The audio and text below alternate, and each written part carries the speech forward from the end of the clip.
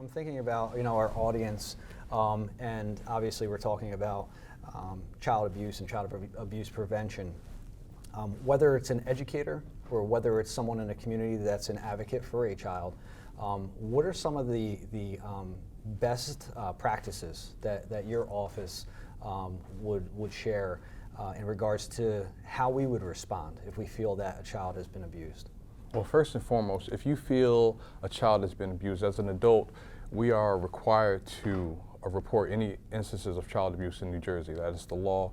But most importantly is if you suspect that a child has been abused, the first thing to do is to believe that child and then to start that conversation right there. To not necessarily interrogate that child, but to support that child so that when the professionals do get there to interview them, that they feel that they have support from a safe location such as the school. Mm-hmm. That's the first and foremost. After that, obviously make the correct calls to the Division of Child Protection and Permanency and then to the local law enforcement.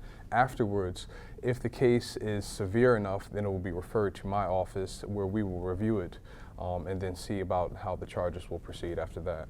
So one of the things that I think is key about what you just mentioned is making sure that we validate what a child may be sharing. Absolutely. Because I think anybody that's a victim, it takes a lot for them to get to that point to find a trusted adult. May not always be a family member, it may be just a trusted adult. So in education, we see that quite often.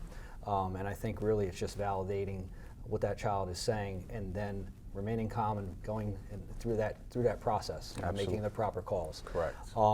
At what point does the Atlantic County Prosecutor's Office get involved when reports like that occur? Well, once it's determined that it's an indictable offense, either the local law enforcement will refer it to my office or DCP&P will refer it to my office. We'll review the case in our multidisciplinary team, which is a team of several entities from the community, the local law enforcement, prosecutors from my staff, from my office, mm-hmm.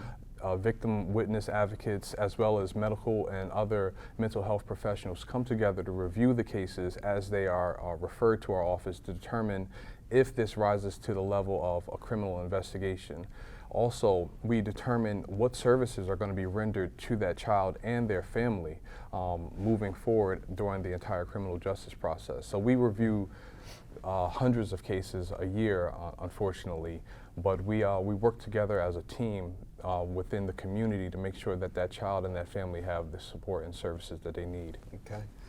I'm thinking of our other school communities that may be listening to this conversation, and they may be wondering right now, like, oh wow, we have a great resource here with the Atlantic County Prosecutor's Office, and whether it be that you go in and speak to middle school students or high school students or at any level, if they wanted to get in touch with you to have you come in and work with either their staff or even work with small groups of students, what would be the best way for them to contact you? Well, they can contact my office any day, anytime. I actually do that quite often to work with staff, parents, community leaders to talk about these issues all the time. So anytime anyone has a request, they can easily contact my office and we'll schedule something to come out. Okay. Thank you very much for this great conversation and for the work that you do in our community. I appreciate it. Greatly appreciated. Thank you. Yeah.